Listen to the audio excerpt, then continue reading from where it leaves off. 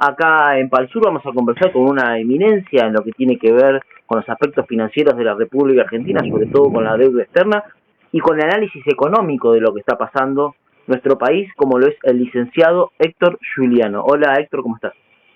¿Qué tal, Luciano?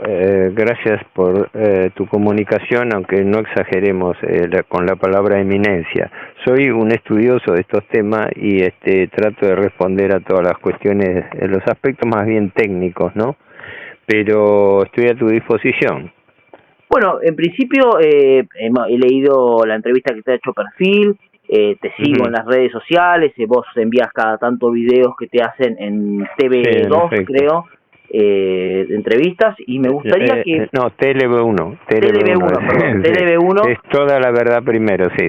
Toda la Verdad Primero, donde sos columnista, así que los invito a ver ese canal que es muy, muy rico, pero me gustaría que nos des un pantallazo general de lo que está aconteciendo con este nuevo gobierno del libertario Javier Milei, su DNU, su ley ómnibus y los aspectos financieros técnicos que impactan en Argentina. A ver, de acuerdo, si logro capacidad de síntesis, trato de responder a todo. Acá hay un punto fundamental de arranque. El gobierno Milei, como los anteriores, en particular el gobierno Macri, ¿no? Pero ninguno de los gobiernos se exceptuó de esa regla. El gobierno Milei vino a gobernar con deuda. Así que esto hay que tenerlo presente porque la deuda es el condicionante total y absoluto de todo lo que ocurre en la Argentina, y sin embargo no está ni siquiera en la tapa de los diarios, sino está un poco relegado como si fuese un problema secundario cuando es el condicionante central. Más aún, yo pienso que todo este alboroto que se está armando con la ley ómnibus en el Congreso, que no sería tratada en realidad hasta febrero, y el DNU, el famoso DNU de desregulación, en gran medida sirven de distractivo al objetivo central de la política económica que se está llevando a cabo, que es lisa y llanamente probablemente el más grande ajuste fiscal que se haya producido en la Argentina desde el Rodrigazo de 1975. Un ajuste donde, como todos sabemos, el presidente Milei dijo que esta vez iba a ser diferente porque esta vez lo iba a pagar la casta, y resulta que no es así. El que lo paga es el pueblo argentino, ¿no? El concepto de casta que tiene el presidente Milei todavía no me ha quedado claro, ¿no? No sé a qué casta se refiere, porque existe una casta política que él critica, pero también existe una casta financiera que es la que realmente manda y de la cual él y su gabinete parece que son parte esencial, ¿verdad? ¿No? Se nombra como ministro de Economía a un endeudador serial como Luis Caputo, un hombre es un broker, es un colocador de deuda, un hombre que vive de la colocación de deuda, lo que el doctor Eduardo Conesa llamaba hace décadas con mucho acierto el club de la deuda. Acá, como la deuda es secreta, la deuda no se publica quiénes son nuestros acreedores, los acreedores de la deuda del Tesoro Nacional, o sea, cabeza del Estado Central, como los acreedores del Banco Central, que es una cuenta separada, son secretos, no se publican, no se publicitan. El gobierno coloca deuda bajo y bajo todos los gobiernos, pero no se da publicidad. ¿Quiénes son los acreedores de la Argentina? En este momento, según la proyección que yo hago sobre bases oficiales, la deuda pública del Estado Nacional estaría en el orden de los 440.000 millones de dólares, el equivalente al Producto Bruto Argentino. Y paralelamente el Banco Central tiene una deuda equivalente a otros 100.000 millones. Y si a eso le sumamos que el conjunto de las provincias tiene una deuda consolidada de unos 30.000 millones, entonces tenemos ya que el endeudamiento argentino ya pasa a los 550.000 millones de dólares. Y resulta que nadie se raja las vestiduras por eso.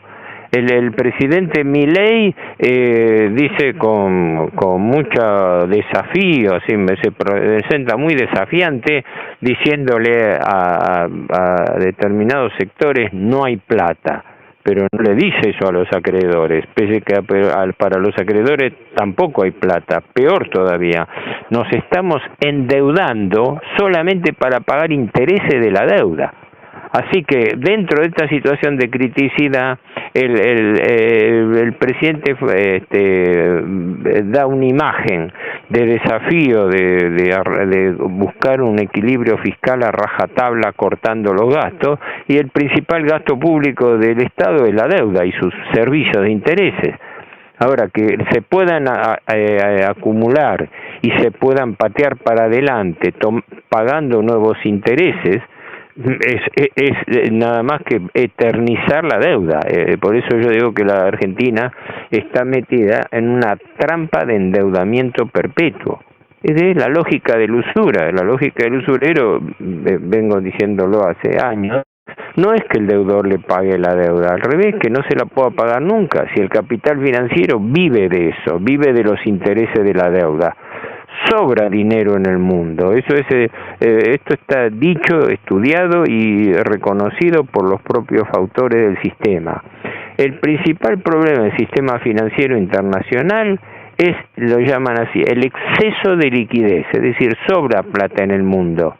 No saben qué hacer con ese dinero. Y ese dinero es el que alimenta continuamente y retroalimenta las deudas públicas de todos los países. Y la Argentina es algo así como el paraíso financiero de los capitales golondrina y los capitales especulativos, porque resulta que, yendo a lo concreto, el gobierno, al haber hecho esta mega devaluación, llevando el dólar oficial a 800 pesos, si bien por un lado blanquea una realidad de atraso cambiario, pero ¿qué ocurre? Esa mega devaluación se traslada inmediatamente a los precios, como ocurrió. Así que el gobierno se ataja diciendo que es una hiperinflación heredada. Yo no defiendo al gobierno Kirchner porque el gobierno Kirchner ha hecho un desmanejo criminal de las finanzas públicas, pero eso que vengan a decir que hay una hiperinflación heredada es discutible. La hiperinflación se produce, como se produjo en el último mes, cualquiera sea el grado de expectativa, primero porque hubo una remarcación salvaje de precios, una remarcación impietosa. Como no hay controles de precios, y además venía un gobierno que venía con la bandera, claro, de que si a mí me anticipan, miren, no voy a hacer ningún control de precios, quiere decir, ustedes cobran lo que quieren, ¿no? ¿Por qué? Porque esto parte del mito de la ley de oferta y demanda, que no existe en el mercado. En el mercado existen formadores de precios. Sí, la gente puede comer menos, puede comprar menos comida, y eso va a actuar como una forma de freno a la demanda, pero es un freno de grado, no de fondo. No, pero de fondo, si la gente argentina no come tanto, en realidad producto de que no va a haber freno para las exportaciones, lo que no comamos nosotros lo van a exportar. Bueno, en efecto, uno de los efectos buscados es que al producirse una recesión interna, la Argentina tenga más saldos exportables. Eso es concreto en el caso de la carne, ¿eh? En el caso de la carne, que ha ido a niveles estratosféricos en relación a la capacidad adquisitiva de la gente, es una de las cosas que se están planteando, y eso en general. Por eso el presidente Milei él ya lo anticipó, que viene un periodo de estanflación. La estanflación, como sabes, se define diciendo que es estancamiento o recesión con inflación de precios. Normalmente la inflación, aunque aumenta los precios, genera una activación económica. En cambio, el fenómeno contrario es cuando se produce esta paradoja de que aumentan los precios, pero no se reactiva la economía, sino al contrario. La economía entra en recesión porque cae el consumo. Entonces, vos estás provocando la hiperinflación, porque si dejás que los formadores de precios remarquen en forma salvaje los precios, si dejás que artículos de primera necesidad como alimentos y productos farma tengan un aumento, digamos, geométrico en relación a los precios. Si dejas que aumenten los combustibles, que los combustibles se trasladan inmediatamente a todo tipo de precios de mercaderías y servicios que existen. Si además liberás para que aumenten los precios y tarifas de servicios públicos, vos estás generando la hiperinflación. No podés venir a decir que es una hiperinflación heredada. Podés venir a decir, como eso sí es válido, existen variables que están reprimidas y que por ende hay un sesgo de inflación reprimida. Pero no podés excusarte en eso para hacer una hiperinflación. ¿Por qué? Porque el verdadero objetivo y la verdadera receta recesiva que se está aplicando, según las nuevas recomendaciones del Fondo Monetario, que ya las venía aplicando el gobierno kirchnerista y ahora las reproduce en mayor escala el gobierno de Milei, es que la nueva receta recesiva es la inflación, porque la inflación es el más poderoso instrumento para licuar el gasto público. Es decir, para bajar el salario real a la gente, las jubilaciones reales, los planes sociales reales, el gasto público corriente en general. ¿Qué significa? Que los aumentos de ingresos de la gente sean menores a los aumentos de precio. Eso es lo que se busca. Es decir, que la gente tenga menor capacidad adquisitiva, eso revierte en que recesión, y a su vez esa recesión genera más margen de ganancia a las empresas. Por eso se ha puesto en evidencia y se ha dicho desde el primer momento que en el exterior valoraba muchísimo la asunción de un gobierno pro empresa, es decir, ya se llama directamente así, gobierno pro empresa. ¿Por qué? Porque busca dar las mayores garantías de rentabilidad a las empresas. Pero en particular, esto lo agrego yo, en particular se busca dar empuje a la ganancia de los fondos financieros especulativos, porque en la medida que el gobierno garantiza la estabilidad de un tipo de cambio, mientras las tasas de interés de la Argentina siguen siendo las más altas del mundo, hoy en día se está tomando como referencia la tasa de los pases pasivos, que es de 100% nominal anual, que equivale a una tasa efectiva de 155% anual.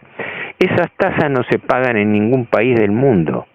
Se pagan acá y eso facilita la bicicleta financiera, o llaman también carry trade en inglés, que quiere decir el negocio tradicional que ha saqueado y sigue saqueando a la Argentina. La entrada de capitales especulativos en moneda extranjera, en dólares, se cambian con la garantía que el gobierno le mantenga la estabilidad del tipo de cambio para entrar y salir al mismo precio, se colocan aquí a tasas del 100% y pueden salir libremente llevándose una ganancia que no la tendrían en ningún país del mundo. Este es el saqueo que se está produciendo. Yo creo que es uno de los más grandes saqueos financieros de la historia argentina, que se está produciendo ahora bajo las narices de todo el mundo, pero con la complicidad tradicional de toda la clase política, oficialismo y oposición. Gobierno que lo hace y nadie que sale a denunciar esto. Y los medios de comunicación, que son los que se encargan de anestesiar esto ante la opinión pública, resulta que todo esto se hace impunemente, provocando recesión y caída de los ingresos reales para poder afrontar más gastos de intereses de la deuda pública. Quiere decir que es mentira que se baja el gasto público, se está subiendo el gasto público, porque en la medida que tomas más deuda, sube más el gasto público de intereses. Y por eso lo que yo decía antes, sí, el presidente Milei se larga la baladronada, no hay plata, para obras públicas no hay plata, para aumentos de sueldos, salarios no hay plata. Pero para los acreedores financieros no, la Argentina tiene que cumplir, tiene que honrar los compromisos tomados con la finanza. O sea, hay una simetría manifiesta, me explico. Y además insultante, porque esa gente es capital especulativo, ni siquiera son inversiones directas. Y el principal colocador de deuda es el Estado. Sí, perdón. Y esta inflación inducida, con todo lo que vos estás explicando que genera no solamente en el pueblo en general y llano, sino también en las empresas argentinas, algunos intuyen que puede ser también para que les salga más barato un plan de dolarización y de liquidación del Banco Nación. ¿Vos qué crees que esto puede llegar a ser viable? Sí, en principio está esbozado, por lo menos está bastante desnuda la intención de hacerlo.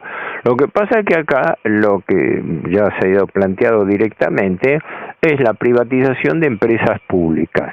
Esto es un neomenemismo. En realidad yo creo que no han innovado mucho. Cuando uno lee las noticias del año 91, cuando se instauró la convertibilidad para cumplir con el Plan Brady, ¿no? Lee los diarios de hoy, le parece que está leyendo el diario del día, ¿verdad? ¿Cuáles eran los temas de ese momento? El descontrol del dólar que obligaba de alguna manera a frenarlo, el descontrol de la inflación heredada en ese momento de Alfonsín que obligaba a tomar medidas duras, la necesidad de privatización de empresas del Estado porque daban pérdida, la necesidad de honrar los compromisos externos, la necesidad de aumentar servicios públicos de tarifa.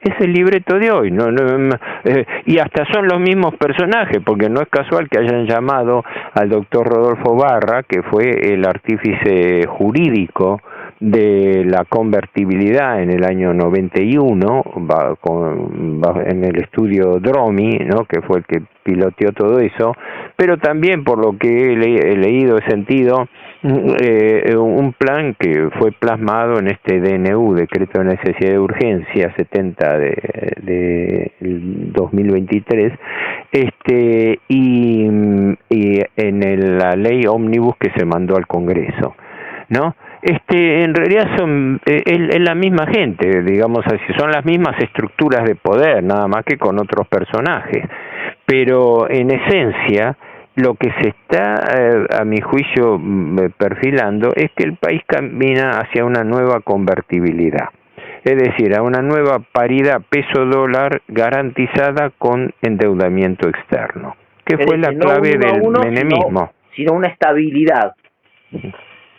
Una estabilidad conseguida artificialmente con deuda. Yo cito siempre esto porque hay que tenerlo presente. Cuando Menem asume en el año 89, porque recordémoslo, Alfonsín se va se va antes de terminar su mandato, unos meses antes, tiene que renunciar e irse porque se le había desatado una hiperinflación por culpa de una crisis de deuda. Todos hablan de hiperinflación, no, crisis de deuda, no podía pagar la deuda del Plan Primavera, ¿no? Cuando Menem asume el gobierno, hereda una deuda de 62.000 millones de dólares.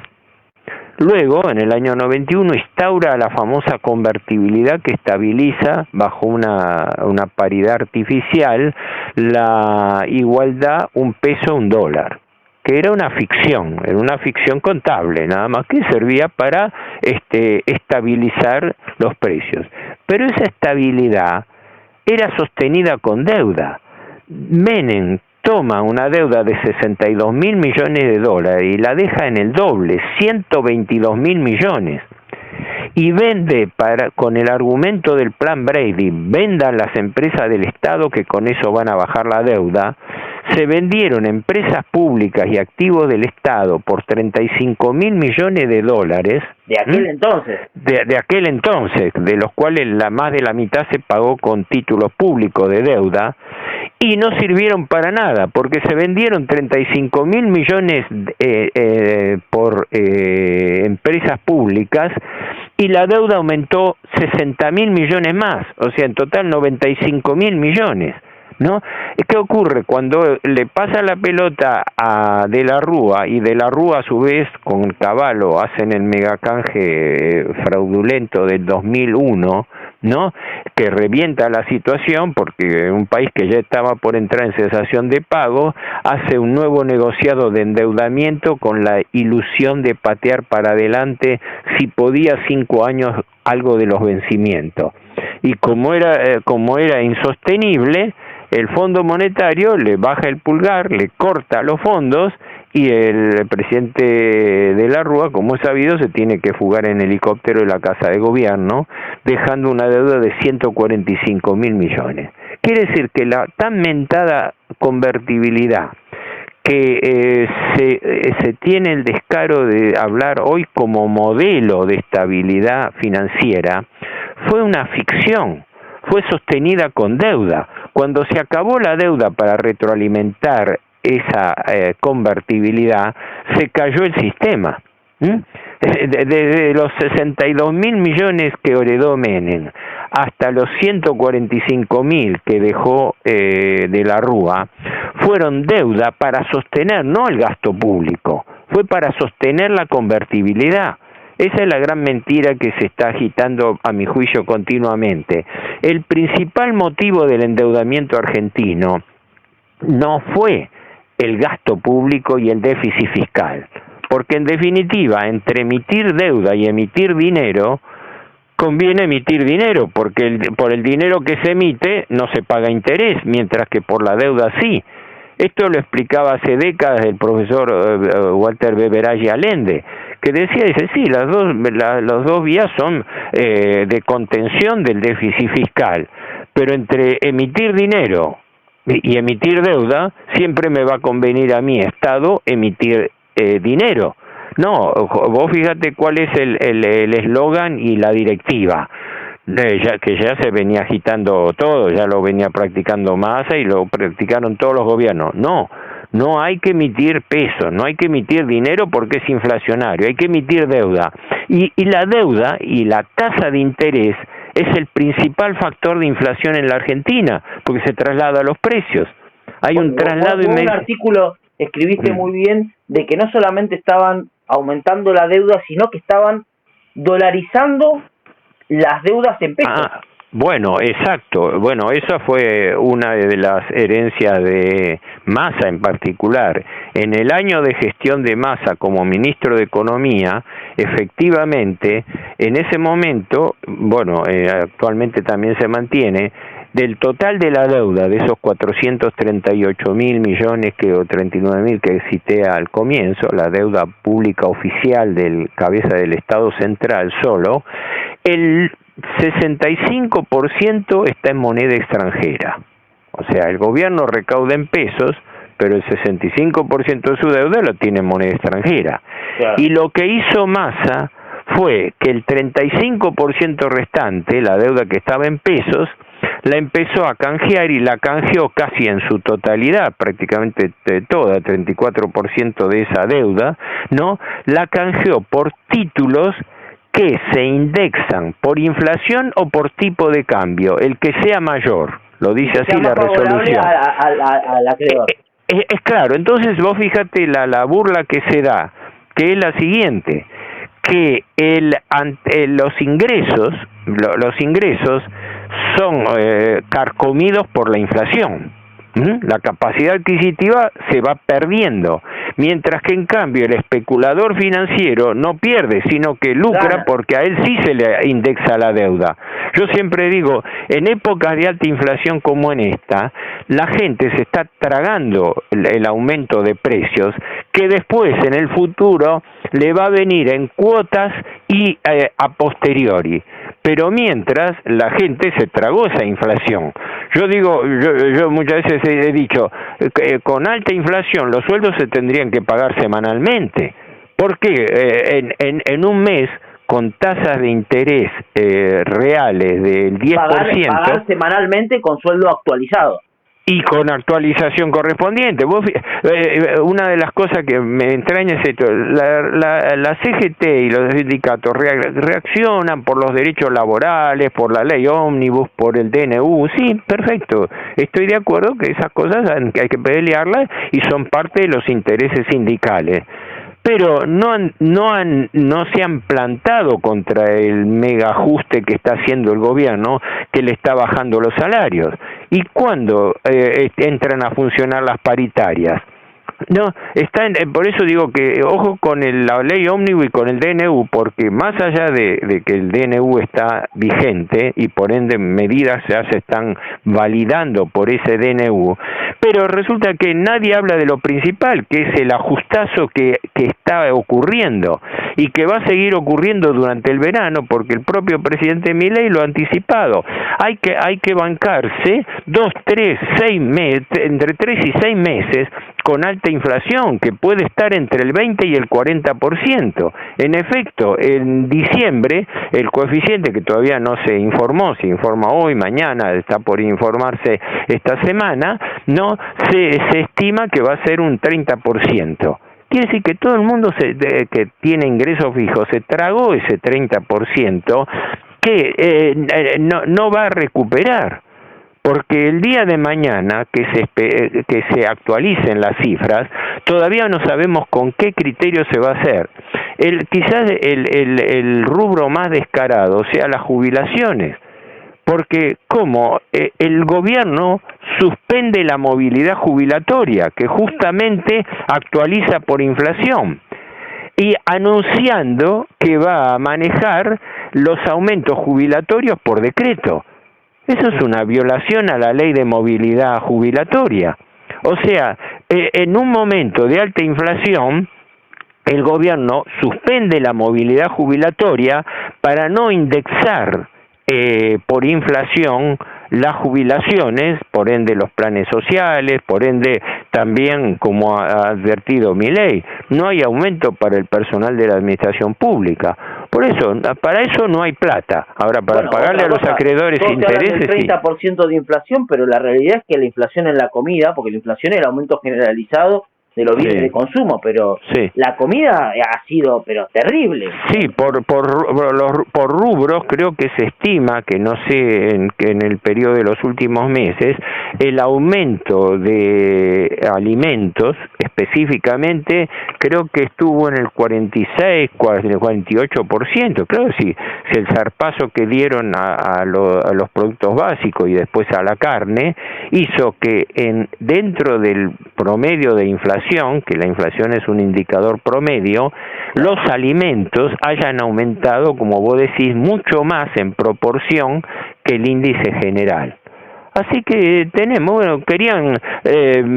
yo no voté porque cualquiera que votase iba a hacer lo mismo. La única diferencia es que el gobierno kirchnerista Massa lo pensaba hacer, lo estaba haciendo y lo pensaba seguir haciendo a través de un ajuste gradual. En cambio, Milei lo hace con un ajuste de shock. Es decir, uno era gradual, otro es tajante, pero en los dos casos se cumple la misma receta: licuar el gasto público a través de la inflación. Entonces, distraen a la gente, porque en realidad todo esto es un distractivo, es tirar a discusión la mitad de la biblioteca. Si el DNU va, si el DNU no va, pero mientras tanto el DNU está vigente. Y medidas que el gobierno puede seguir autorizando, las puede seguir autorizando por decreto. Y en el Congreso están discutiendo sobre la integración de las comisiones que van a tratar la ley ómnibus. Y a su vez la mitad de la biblioteca discutiendo sobre la ley ómnibus. Y mientras se discute entre el decreto y la ley ómnibus, hay un ajuste mayúscula que está pagando todo el pueblo argentino, no la casta desde ya, sino el pueblo argentino, en favor de la casta financiera que sostiene a Milei. Ese sería, por así decirlo, una especie de síntesis, ¿no? Porque vos me hacías preguntas que, lógico, uno no tiene la capacidad de síntesis para expresarla, ¿no? Bueno, pero no sé si me explico en este sentido. Sí, la verdad, fuiste muy claro y mucha información, así que bueno, desde ya muchísimas gracias, Héctor, por esta posibilidad que me da de entrevistarte. Siempre sos muy claro, se nota que le dedicas mucho tiempo y eso hacen las eminencias que saben y le dedican tiempo. No exageremos con los calificativos. Yo, sin falsa modestia, lo único que digo es, yo lo único que hago es estudiar la realidad. Yo analizo hechos. Estos son los hechos. A mí las proclamas, las intenciones, las especulaciones no me interesan. Yo no hago especulaciones, yo analizo hechos. Entonces, eso requiere, sí, como decía un amigo mío en forma un poco más grosera, eso requiere horas con la silla. Y yo a mi edad estoy haciendo lo posible eso porque por lo menos pienso que a mi edad puedo dejar aclarado cosas que nadie se intenta decir. Por eso soy un francotirador que, al revés, te agradezco a vos que le des difusión a estas ideas porque son verdades que están siendo ocultadas a la opinión pública. Así que tu tarea como difusor es tan importante como la mía como analista, ¿me explico? Porque si yo analizo las cosas y nadie las difunde, no existen. Lo que no está en los diarios no existe, lo que no está en la televisión no existe. Es la formación de la opinión pública que hacen las grandes estructuras de poder. Y como el dinero manda en el mundo, el dinero manda sobre los formadores de la opinión pública. Claro. Pero en fin, un agradecimiento recíproco. Bueno, abrazo enorme, Héctor. Muchas gracias. Bueno, de nada, suerte, adiós. Chao. Chao.